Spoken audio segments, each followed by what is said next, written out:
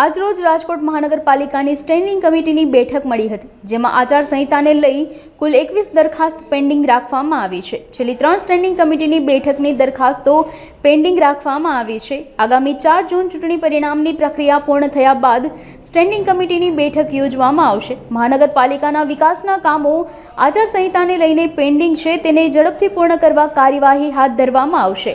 આ ઉપરાંત જૂન મહિનામાં દર અઠવાડિયે સ્ટેન્ડિંગ કમિટીની બેઠક યોજવામાં આવશે। પાલિકાની સ્ટેન્ડિંગ કમિટીની બેઠક જીપીએમસી એક્ટ મુજબ મહિનામાં એક વખત ફરજિયાત બોલાવવી પડતી હોય છે। ગત એપ્રિલ મહિનાની 29મી તારીખે બેઠક હતી અને એક મહિનાની અંદર એક્ટ મુજબ બેઠક બોલાવવી પડે। હાલ ભારત દેશમાં ચૂંટણી ચાલી રહી છે। રાષ્ટ્રીય આચારસંહિતા હોવાના કારણે આજે કુલ 21 દરખાસ્તો હતી। તમામ દરખાસ્તો ચૂંટણીની આચારસંહિતાના કારણે પેન્ડિંગ રાખવામાં આવે છે। મેં જેમ કીધું એમ કે આ ચૂંટણીની આચારસંહિતા 83 દિવસ જેવી લોકસભાની ચૂંટણીની રહી છે, એટલે દર મહિનાની એક વખત ફરજિયાત સ્ટેન્ડિંગ કમિટીની બેઠક બોલાવવી પડે। આપની વાત સાચી છે, 3 મહિના આ ત્રીજી સ્ટેન્ડિંગ છે કે જે અમારા લોકોએ પેન્ડિંગ રાખવી પડી છે।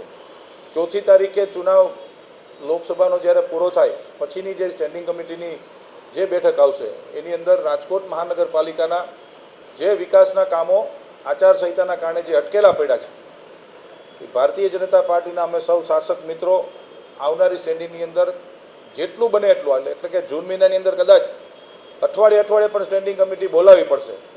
જૂન મહિનામાં કુલ 3 કે 4 સ્ટેન્ડિંગ બોલાવી અને વિકાસના કામો અમારા જે પેન્ડિંગ છે એ બધા કામો અમે ખુલ્લા મૂકશું।